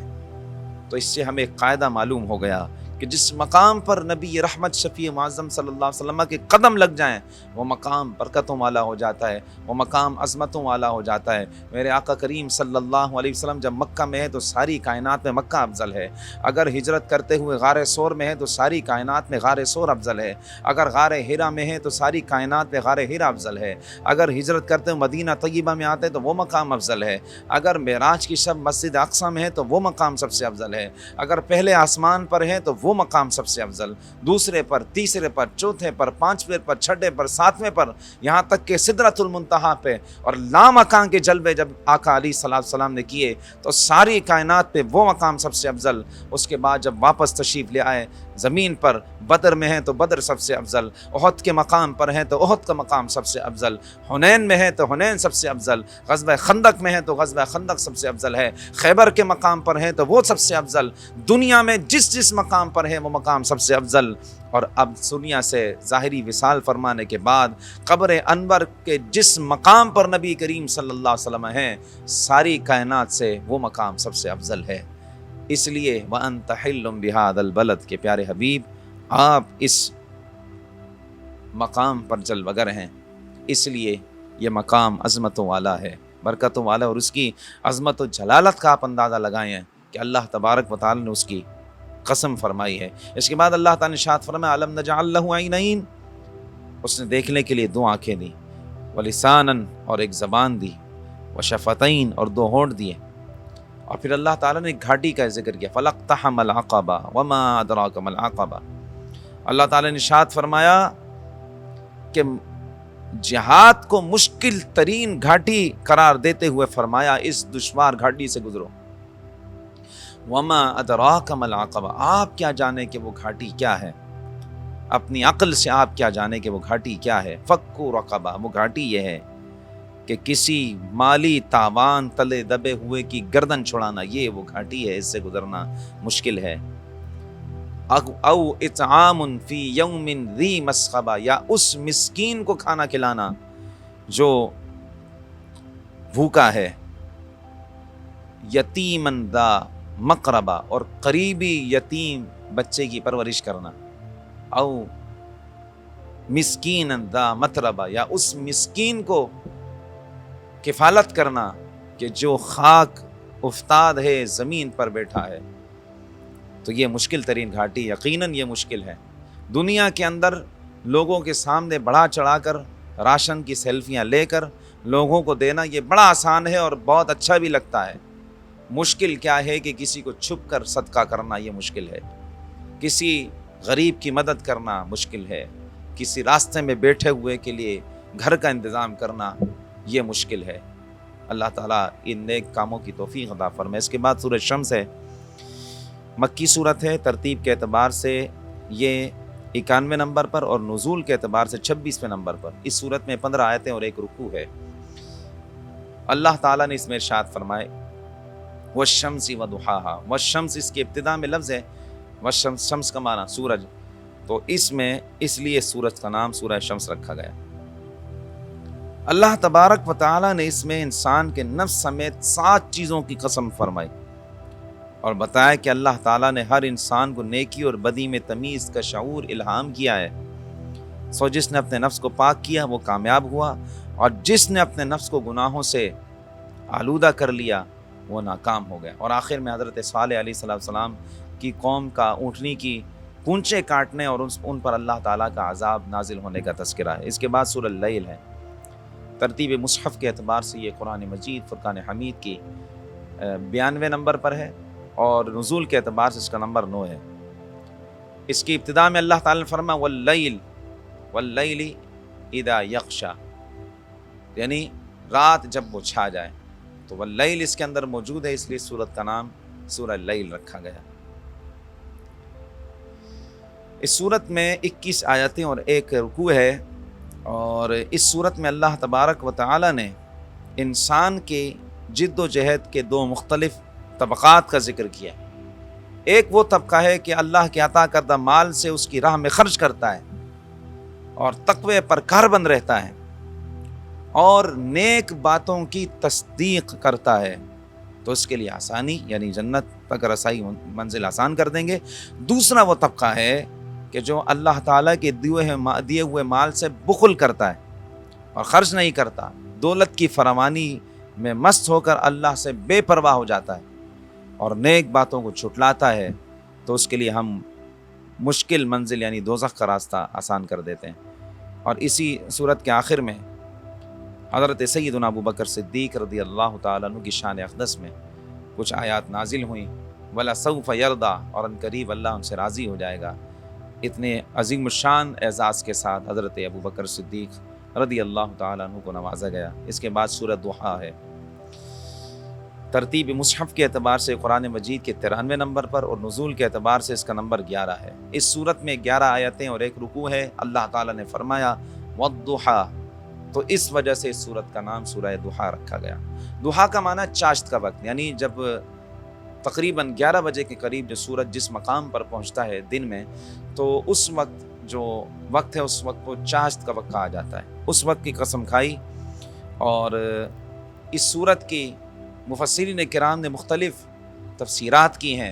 ان میں سے سب سے عمدہ تفسیر یہ ہے کہ قسم تو سورج کی کھائی جا رہی ہے، لیکن در حقیقت یہ چہرہ مصطفیٰ کی قسم کھائی جا رہی ہے، اور والضحیٰ سے مراد چہرہ مصطفیٰ ہے۔ اعلیٰ حضرت فرماتے ہیں کلام الہی میں شمس الضحیٰ، تیرے چہرہ نور فضا کی قسم ہے، کلام الہی میں شمس الضحیٰ، تیرے چہرہ نور فضا کی قسم، قسم شب تار میں راز یہ تھا کہ حبیب کی زلف دوتا کی قسم۔ پھر اس صورت میں کفار نے نبی رحمت شفیع معظم صلی اللہ علیہ وآلہ وسلم سے کہا کہ محمد صلی اللہ علیہ وسلم کے رب نے ان کو چھوڑ دیا اور وہ ان سے ناراض ہو گیا۔ اللہ تعالیٰ نے ارشاد فرمایا ما ودعک ربک وما قلی، نہ تو آپ کے رب نے آپ کو چھوڑا ہے اور نہ وہ آپ سے ناراض ہوا ہے، اور وَلَلْآخِرَةُ خَيْرٌ لَكَ مِنَ الْأُولَىٰ، اور آپ کی ہر آنے والی ساعت پچھلی ساعت سے بہت بہتر ہوگی۔ اور پھر ارشاد فرمایا وَلَسَوْفَ يُعْطِيكَ رَبُّكَ فَتَرْضَىٰ، ان قریب آپ کا رب آپ اتنا دے گا کہ آپ راضی ہو جائیں گے۔ معزز ناظرین، ہمارے آقا صلی اللہ علیہ وسلم کے لیے کتنی عزت اور شرف کی بات ہے کہ ساری مخلوق، تمام انبیاء کرام، تمام صحابہ، تمام صدیقین، شہداء، صالحین اور تمام نبیین اللہ کی رضا دیکھ رہے ہیں۔ حضرت آدم علیہ السلام ہے اللہ کی رضا دیکھتے ہیں، حضرت شیس علیہ السلام ہے اللہ کی رضا دیکھتے ہیں، حضرت موسیٰ علیہ السلام ہے اللہ کی رضا دیکھتے ہیں، حضرت عیسیٰ علیہ السلام اللہ کی رضا دیکھتے ہیں، حضرت ایوب علیہ السلام، حضرت ذوالکفل علیہ السلام، حضرت الیاس علیہ السلام، حضرت شعیب علیہ السلام، تمام انبیاء کرام اللہ کی رضا دیکھتے ہیں۔ اور ہمارے آقا صلی اللہ علیہ وسلم کی شان دیکھیے، اللہ ہمارے آقا کی رضا دیکھ رہا ہے۔ ہمارے امام نے کہا خدا کی رضا چاہتے ہیں دو عالم، خدا کی رضا چاہتے ہیں دو عالم، خدا چاہتا ہے رضائے محمد صلی اللہ علیہ وسلم۔ فرمایا وَلَسَوْفَ يُعْطِيكَ رَبُّكَ فَتَرْضَىٰ، ان قریب ہم آپ کو اتنا دیں گے کہ آپ راضی ہو جائیں۔ اس کے بعد سورہ نشرح، یعنی جسے سورہ انشراح بھی کہا جاتا ہے۔ اس سورت میں 8 آیتیں اور 1 رکوع ہے، اور ترتیب کے اعتبار سے 94 اور نزول کے اعتبار سے اس کا نمبر 12 ہے۔ اللہ تعالیٰ نے ارشاد فرمایا الم نشرح لک صدرک، اس لیے اس سورت کو سورہ انشراح کہا جاتا ہے۔ اس سورت میں رسول اللہ صلی اللہ علیہ وسلم کے شرح صدر کا ذکر ہے۔ اس کے ایک معنی تو یہ ہے کہ کفار کے طعن و تشنیع اور دل آزار باتوں سے آپ کا سینہ تنگ ہو جاتا تھا، تو تب اللہ تبارک و تعالیٰ نے آپ کا سینہ کھول دیا، یعنی آپ کو عزیمت و استقامت کی نعمت سے نوازا، اور شرح صدر سے شق صدر بھی مراد ہے کہ سینے کا چیر لینا اور اس کو نکال کر دھو کر دوبارہ اس میں سی لینا، اس سے شق صدر بھی مراد ہے۔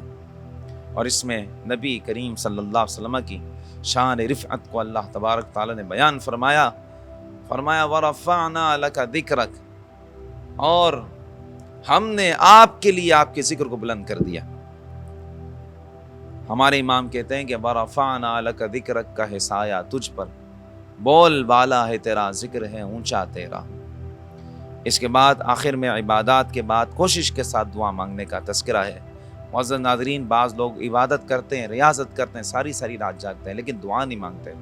مساجد میں اسی طرح دیکھا جاتا ہے، لوگ نماز میں شامل ہوتے ہیں لیکن دعا میں شامل نہیں ہوتے، فوراً انہیں اپنے گھر کی طرف جانے کی پڑی رہتی ہے اور مسجد سے نکلنے کی پڑی رہتی ہے۔ میرے آقا صلی اللہ علیہ وسلم نے ارشاد فرمایا مومن کا دل مسجد میں ایسے خوش ہوتا ہے جیسے مچھلی سمندر میں خوش ہوتی ہے، اور منافق مسجد میں ایسے مچلتا ہے، ایسے تڑپتا ہے جیسے مچھلی سمندر سے باہر ہے۔ ہمیں اپنا مواخذہ کرنا چاہیے اور اپنے معاملات میں غور و فکر کرنا چاہیے کہ ہم کس طرف کھڑے ہیں۔ تو عبادات کے بعد کوشش کے ساتھ، گریے کے ساتھ اللہ کی بارگاہ میں دعا مانگتے رہنا چاہیے۔ اس کے بعد سورۃ 3 ہے۔ سورۃ 3 مکی سورت ہے، ترتیب کے اعتبار سے 95 اور نزول کے اعتبار سے 28ویں نمبر پر، اور اس میں اللہ تعالیٰ نے ارشاد فرمایا وَالتین، قسم ہے انجیر کی، انجیر فرمایا وَالتین وَالزیتون، تین کی بھی قسم کھائی اور زیتون کی بھی، اور کوہ طور کی بھی قسم کھائی، اور پھر اس امن والے شہر کی بھی قسم کھائی کہ ہم نے انسان کو اچھی صورت پر، اچھی ساخت پر پیدا کیا۔ اور پھر اس کے بعد اللہ تبارک و تعالیٰ نے مومنین صالحین کے علاوہ سب سے نچلے طبقے میں لوٹا دیا انسان کو۔ جو مومنین صالحین جنہوں نے اچھے اعمال کیے ان کا مقام مرتبہ بلند ہے، لیکن جنہوں نے اچھے اعمال نہ کیے وہ سب سے نچلے درجے کی طرف لوٹ جائیں گے۔ اس کے بعد سورہ علق ہے۔ سورہ علق یہ بھی مکی صورت ہے، ترتیب کے اعتبار سے یہ 96 نمبر پر، اور نزول کے اعتبار سے قرآن مجید کی پہلی صورت ہے۔ اس صورت میں 19 آیتیں اور 1 رکوع ہے۔ اس کی پہلی آیت میں اللہ تعالیٰ نے ارشاد فرمایا اقرأ بسم ربک الذی خلق، خلق الانسان من علق۔ علق سے اس صورت کا نام سورہ علق رکھا گیا۔ اس میں وہ پہلی 5 آیتیں ہیں جو وحی ربانی ہو کر جناب رسالت مآب صلی اللہ تعالی وسلم پر نازل ہوئیں، اور ان آیات سے آپ صلی اللہ تعالی وسلم کی نبوت کا اعلان ہوا۔ اور اس میں اللہ تبارک و تعالی نے مزید بتایا کہ انسان اللہ تعالیٰ کی نعمتوں کا شکر ادا نہیں کرتا اور مال و دولت پر تکبر کرتا ہے۔ اور اس صورت میں ابو جہل کی مذمت ہے جو حضور صلی اللہ تعالی علیہ وآلہ وسلم کو نماز پڑھنے سے منع کرتا تھا اور اپنے زوم میں اپنے بتوں کی مدد کرتا تھا، اور رسول اللہ صلی اللہ علیہ وسلم کو ابو جہل کی دھمکیوں کی پرواہ نہ کرنے کا اس صورت میں اللہ تبارک تعالیٰ نے ذکر فرمایا۔ اس کے بعد سورہ قدر ہے، اور سورہ قدر مکی صورت ہے، ترتیب کے اعتبار سے قرآن مجید فرقان حمید کی 97 نمبر پر، اور نزول کے اعتبار سے 25واں نمبر ہے۔ اس میں 5 آیتیں اور 1 رکوع ہے، اور اس میں اللہ تعالیٰ نے قدر کا ذکر کیا انا انزلناہ فی لیلۃ القدر، بے شک ہم نے اس کتاب یعنی قرآن مجید کو قدر والی رات میں نازل فرمایا۔ یہ سورت شب قدر کی فضیلت میں نازل ہوئی۔ شب قدر کو اللہ تعالیٰ نے نزول قرآن کی نسبت سے مشرف فرمایا اور اسے 1000 مہینوں سے بہتر قرار دیا۔ اس رات کی خاصیت یہ کہ اس رات میں فرشتے اور جبریل امین علیہ السلام کے ساتھ فرشتے کا نزول ہوتا ہے، اس کا ذکر ہے۔ اور شب قدر کا تعین کرنے کے حوالے سے اس کو چھپا کر رکھا تاکہ بندوں کے ذوق اور خیر کی جستجو کا امتحان ہو، لیکن اسی صورت میں کچھ ایسے قرائن موجود ہیں کہ جو 27ویں شب کو شب قدر قرار دینے کے لیے موجود ہیں۔ تو اس میں انسان اگر غور و فکر کرے تو وہ اس قرائن کو پالے گا، اس چیز کو پالے گا۔ اس کے بعد ہے سورہ بینہ، مدنی صورت ہے، ترتیب کے اعتبار سے اس کا نمبر 98 ہے اور نزول کے اعتبار سے یہ 100ویں نمبر پر ہے۔ اس کی پہلی صورت میں لم یکن الذین کفروا من اہل الکتاب والمشرکین منفکین حتی تأتیہم البینہ۔ بینہ اس کے آخر میں لفظ ہے، اس لیے اس کو سورہ بینہ کہا جاتا ہے۔ اس میں 8 آیتیں اور 1 رکوع ہے۔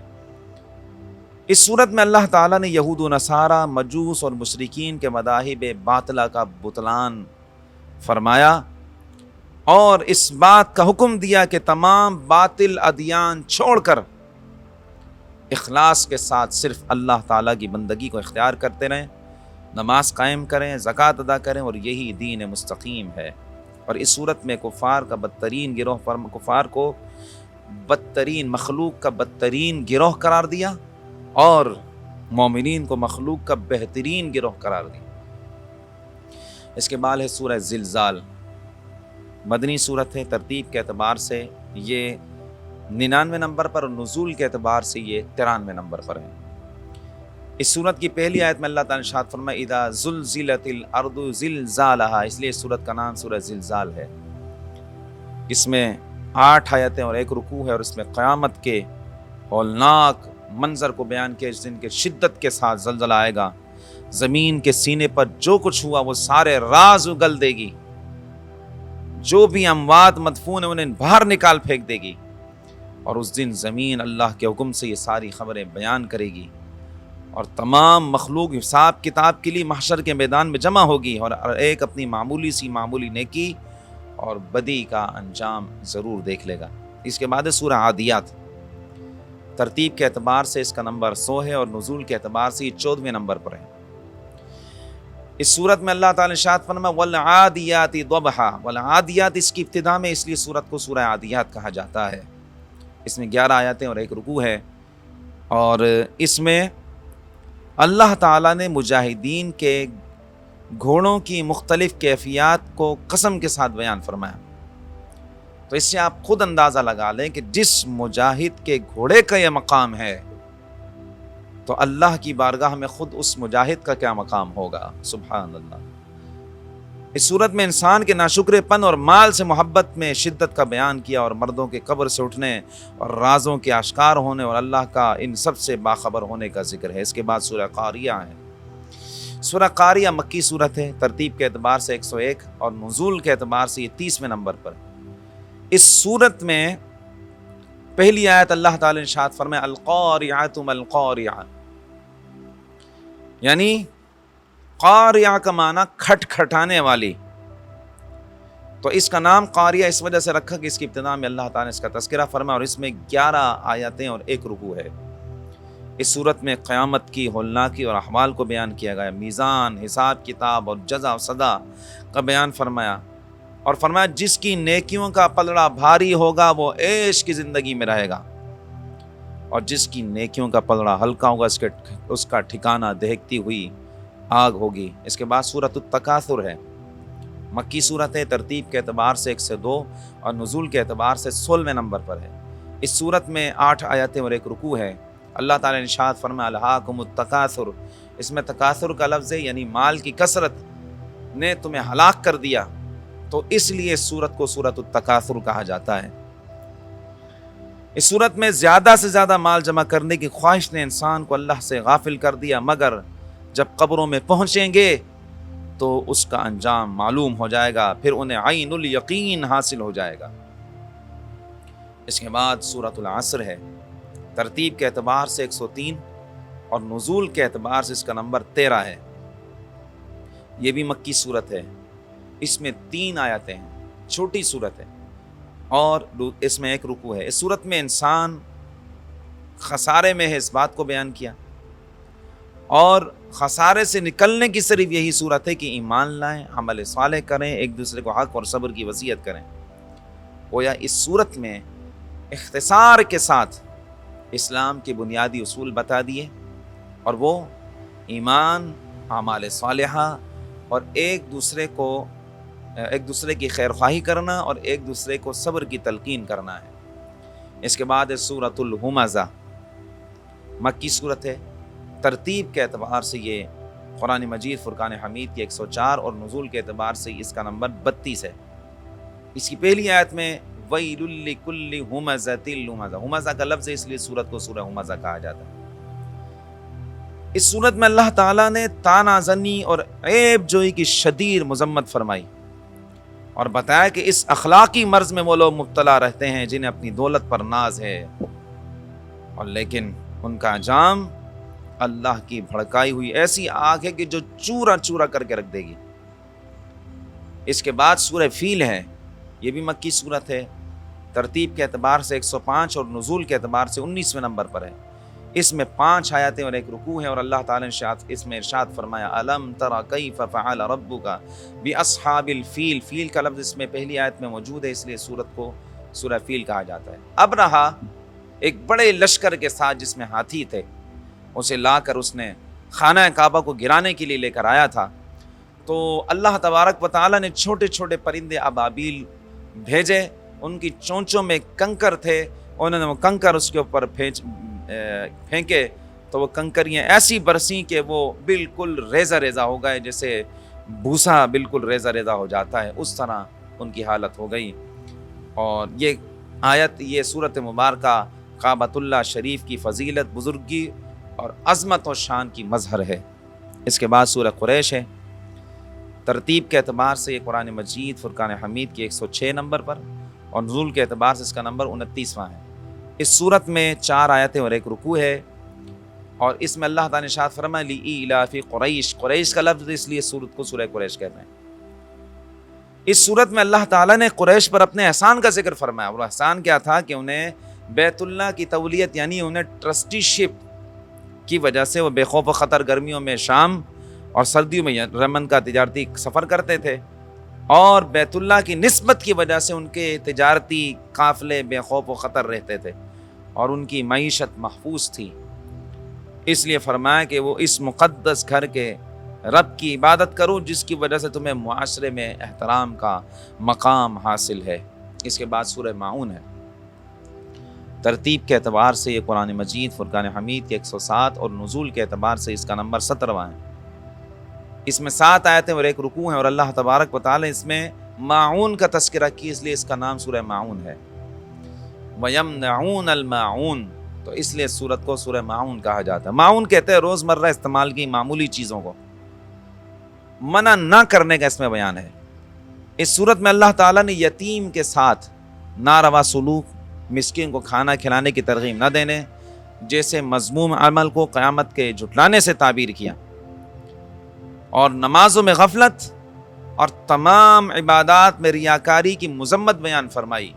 اللہ تعالیٰ نے ارشاد فرمایا فَوَيْلٌ لِّلْمُصَلِّينَ، ان نمازیوں کے لیے ہلاکت ہے جو اپنی الَّذِينَ هُمْ عَنْ صَلَاتِهِمْ سَاهُونَ، جو اپنی نمازوں میں سستی کرتے ہیں۔ تو جو نمازی ہوں لیکن سستی کریں ان کے لیے ہلاکت کا لفظ ہے، اور جو اپنی نمازوں کو چھوڑتے ہوں اور جو سرے سے نماز ہی نہ پڑھتے ان کا کیا حال ہوگا، وہ سوچ لیں، سمجھ لیں۔ پھر اس کے بعد سورہ کوثر ہے۔ ترتیب کے اعتبار سے یہ قرآن مجید فرقان حمید کی 108ویں نمبر پر، اور نزول کے اعتبار سے اس کا نمبر 15 ہے۔ اس میں 3 آیتیں اور 1 رکوع ہے۔ اس میں اللہ تبارک و تعالیٰ نے ارشاد فرمایا اِنَّا أَعْطَيْنَاكَ الْكَوْثَرَ، بے شک ہم نے آپ کو کوثر عطا فرمایا۔ اور یہ قرآن مجید فرقان حمید کی وہ مختصر ترین صورت ہے جس کے ذریعے عرب کے بڑے بڑے فصحاء اور بلغاء کو مقابلے کا چیلنج کیا گیا تھا، مگر وہ اس کے مقابل کلام بنا کر نہ لا سکے اور نہ قیامت تک لا سکیں گے۔ اور اس میں اللہ تبارک و تعالیٰ کی جانب سے رسول اللہ صلی اللہ علیہ وسلم کو کوثر عطا کیے جانے کا ذکر ہے۔ حضرت عبداللہ ابن عباس رضی اللہ تعالیٰ عنہ فرماتے ہیں کوثر سے مراد خیر کثیر ہے، ہر طرح کی بھلائیاں ہیں۔ اور ایک معنی اس کا یہ کہ کوثر سے مراد حوض کوثر ہے، جہاں محشر میں رسول اللہ صلی اللہ تعالیٰ علیہ وآلہ وسلم اپنے پیاسے غلاموں کو جام کوثر سے سیراب کریں گے۔ ہمارے امام کہتے ہیں ٹھنڈا ٹھنڈا میٹھا میٹھا، ٹھنڈا ٹھنڈا میٹھا میٹھا، پیتے ہم ہیں پلاتے یہ ہیں، انا اعطیناک الکوثر، ساری کثرت باتیں یہ ہیں۔ اس صورت کے اختتام پر نماز ادا کرنے، قربانی کا ذکر ہے، اور پھر اس کے بعد سرکار دو عالم صلی اللہ علیہ وسلم کے دشمن بے نسل رہیں گے، اس کا تذکرہ ہے۔ اس کے بعد سورہ کافرون ہے۔ ترتیب کے اعتبار سے اس کا نمبر 109 ہے، اور نزول کے اعتبار سے 18ویں نمبر پر ہے۔ اس صورت میں 6 آیتیں اور 1 رکوع ہے، اور اس میں اللہ تعالیٰ نے ارشاد فرمایا قل یا ایھا الکافرون۔ کافرون کا لفظ ہے، اس لیے سورت کو سورہ کافرون کہتے ہیں۔ اس صورت میں کافروں کے نام کے ساتھ ان کو پکارا گیا کہ آپ ان سے کہیں اے کافروں۔ بعض لوگ کہتے ہیں کہ کافر کو کافر مت کہو، بعد میں وہ مسلمان ہو جائے، تو یہ بالکل احمق ترین جملہ ہے اور بالکل بے اصل جملہ ہے کہ کافر کو کافر نہ کہیں تو کیا مسلمان کہیں؟ کہ بھائی چونکہ بعد میں مسلمان ہو جائے گا تو اس لیے مسلمان کہیں، یہ بالکل احمقانہ جملہ ہے۔ کافر کو کافر ہی کہیں گے، جس نے کفر کیا وہ کافر ہی ہے، ہاں جب وہ مسلمان ہو جائے تو پھر اس کو مسلمان کہیں گے۔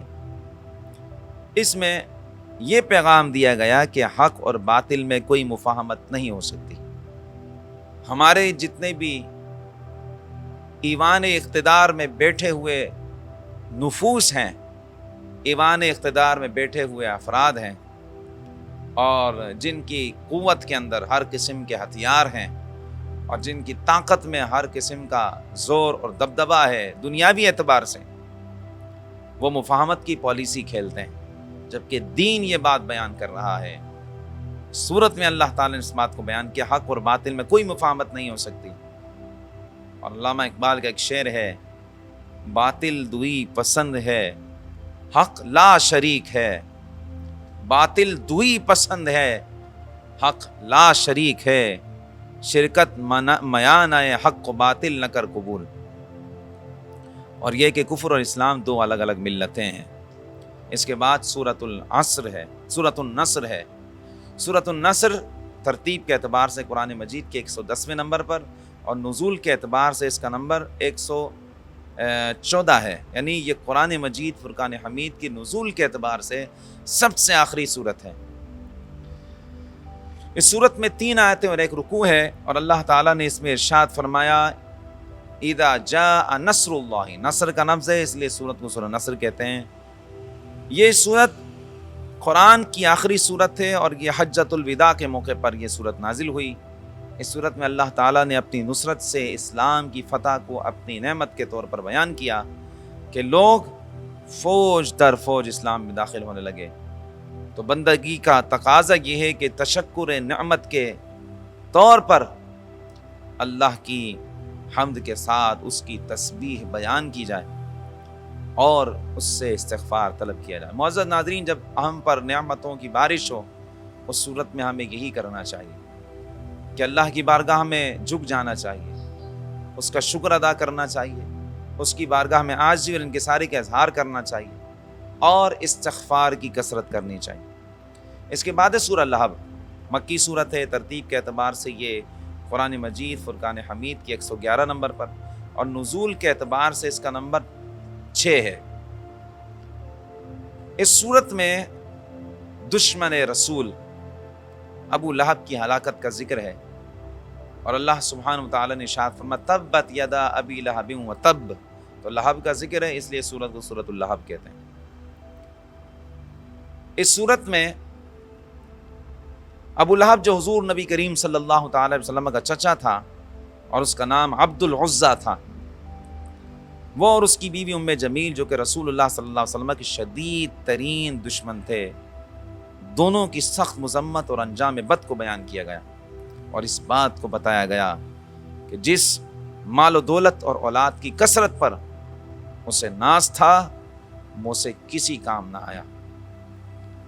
اس کے بعد ہے سورہ اخلاص، جسے سورۃ التوحید کہتے ہیں، سورۃ النجات کہتے ہیں، سورۃ الاساس، سورۃ المعرفہ اور سورۃ التفرید بھی کہا جاتا ہے۔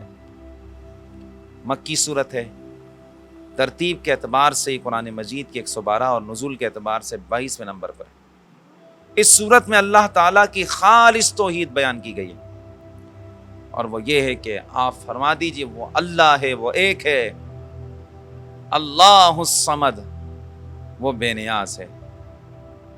لم یلد ولم یولد، ابنیت اور ابویت کی نسبت اس کی طرف نہیں کی جا سکتی، وہ اس سے پاک ہے اور اس کا کوئی ہمسر نہیں۔ اس کے بعد سورہ فلق ہے، مکی صورت ہے، ترتیب مصحف کے اعتبار سے یہ قرآن مجید کی 113 نمبر پر، اور نزول کے اعتبار سے اس کا نمبر 20 ہے۔ اس میں 5 آیتیں اور 1 رکوع ہے۔ اللہ تعالیٰ نے ارشاد فرمایا قل اعوذ برب الفلق، فلق کا لفظ اس میں موجود ہے، اس لیے اس کو سورہ فلق کہا جاتا ہے۔ اس میں اللہ تعالیٰ نے تعلیم فرمائی کہ اس کی مخلوق کے شر، ہر قسم کی ظلمت کے شر، جادوگروں کے شر اور حاسدین کے شر سے اللہ کی پناہ مانگنی چاہیے۔ اس کے بعد ہے سورۃ الناس، قرآن مجید کی ترتیب کے اعتبار سے سب سے آخری سورت، نزول کے اعتبار سے اس کا نمبر 21 ہے اور ترتیب کے اعتبار سے یہ 114ویں نمبر پر ہے۔ اس میں اللہ تعالیٰ نے ارشاد فرمایا قل اعوذ برب الناس، اور یہ ناس کا لفظ اس میں تقریباً 5 مرتبہ آیا ہے۔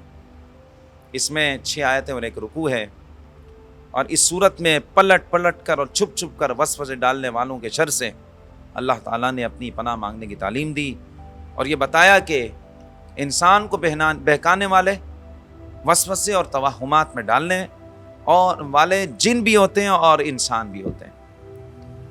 اور ہمارے پیارے آقا صلی اللہ تعالی علیہ وآلہ وسلم کا معمول تھا کہ آپ صبح و شام ان آخری 3 سورتوں کی تلاوت فرما کر اپنے ہاتھوں پر دم فرماتے، پھر ان متبرک ہاتھوں کو اپنے سر اور چہرے مبارک پر، پورے بدن پر پھیر دیتے، اور یہ عمل آپ 3 مرتبہ فرماتے تھے۔ اس کی برکت سے بندہ اللہ کی حفاظت و پناہ میں آ جاتا ہے اور مختلف نقصان پہنچانے والی چیزوں کے شر سے محفوظ رہتا ہے۔ معزز ناظرین، اس کا اہتمام کریں۔ ان دونوں صورتوں کو کہتے ہیں معوذتین، اور تینوں صورتوں کو ملا کر سورہ اخلاص، سورہ فلق اور سورہ ناس کو ملا کر ان کو پڑھنا چاہیے 3 مرتبہ، تو آپ دن بھر ہر قسم کے شر سے، ہر قسم کے نقصان سے محفوظ رہیں گے۔ بزرگان دین جب کسی کو نظر بد ہوتی ہے تب بھی سورہ فلق اور سورہ ناس کی تلاوت، یعنی اس کو پڑھ کے دم کرتے ہیں تو اس سے نظر بد بھی ختم ہو جاتی ہے۔ سحر میں، جادو کی صورت میں اگر کسی شخص پر جادو ہے، اس صورت میں بھی یہ دونوں صورتیں بہت مؤثر ہیں۔ ان کا ورد کیا جائے تو سحر سے، جادو سے، ہر قسم کی نظر بد سے بندے کو افاقہ ہوتا ہے اور اس کا ازالہ ہو جاتا ہے۔ الحمدللہ اللہ کے فضل و کرم سے آج ہمارا یہ خلاصہ تفسیر میں جو ہم درس قرآن دے رہے تھے، اللہ کی فضل و کرم سے مکمل ہوا۔ اللہ تبارک و تعالیٰ کی بارگاہ میں دعا ہے، باری تعالیٰ ہم نے جو یہ درس دیا اسے اپنی بارگاہ میں قبول فرما۔ باری تعالیٰ اس میں جو غلطیاں، کوتاہیاں ہوئیں اپنے فضل سے معاف فرما۔ باری تعالیٰ اس قرآن مجید فرقان حمید کے فیض و برکات ہم سب کو عطا فرما۔ باری تعالیٰ اس قرآن پاک کی برکت سے ہمارے رزق میں، ہماری عمر میں، ہمارے گھر بار میں، ہماری صحت میں، ہمارے علم میں، ہماری عمر میں برکتیں عطا فرما۔ باری تعالیٰ جتنے بیمار ہیں اس کی برکت سے انہیں شفا عطا فرما۔ باری تعالیٰ جو پریشان حال ہیں، مشکلات کا شکار ہیں، انہیں پریشانیوں سے چھٹکارا، نجات عطا فرما۔ باری تعالیٰ جو ہسپتالوں میں زیر علاج ہیں، جنہوں نے ہمیں خصوصی طور پر دعاؤں کے لیے کہا، پروردگار عالم سب کی حق میں ہماری دعائیں قبول فرما۔ یا رب العالمین ہماری تمام دلی نیک حاجات کو پورا فرما۔ اس قرآن مجید فرقان حمید کو ہم سب کو پڑھنے، سمجھنے اور اس پر عمل کرنے کی توفیق عطا فرما۔ یا رب العالمین ہمارے ادارے جاگ کراچی اور جاگ پیس ٹی وی کو دن دگنی رات چگنی ترقیاں اور عروج عطا فرما۔ ہر قسم کی نظر بد سے، ہر قسم کی شر انگیزی سے اسے محفوظ فرما۔ اسے مخلصین لوگ عطا فرما جو اس کے ساتھ ملتے رہیں اور کارواں آگے بڑھتا رہے۔ یا رب العالمین ہمارے جاگ کراچی کے روح رواں انجینئر عمیر وہاب کو برکتیں عطا فرما، صحت و عافیت، ایمان کی سلامتی عطا فرما۔ ہمارے کیمرہ مین وجاہت اور عمیر کو بھی برکتیں عطا فرما۔ یا رب العالمین ہر قسم کی پریشانیوں سے انہیں محفوظ فرما، اور ہم سب کو اپنے پیارے حبیب صلی اللہ علیہ وسلم کی سچی کامل محبت عطا فرما۔ یا رب العالمین یا مالک و مولا، یا ستار، یا غفار ہمارے گناہوں کو معاف فرما۔ ہمیں اپنے نیک بندوں میں شامل فرما۔ یا رب العالمین ہم سے اپنی رضا والے کام لینا، ہمیں ہر قسم کی مشکلات سے، ہر قسم کی تنگی سے، ہر قسم کی آزمائش سے ہم سب کو محفوظ فرما۔ آمین آمین بجاہ سید المرسلین، وصلی اللہ تعالی علی حبیبہ سیدنا ومولانا محمد وآلہ وصحبہ اجمعین برحمتک یا ارحم الراحمین۔ شهر رمضان الذي أنزل فيه القرآن، رمضان کا مہینہ وہ ہے جس میں قرآن اترا۔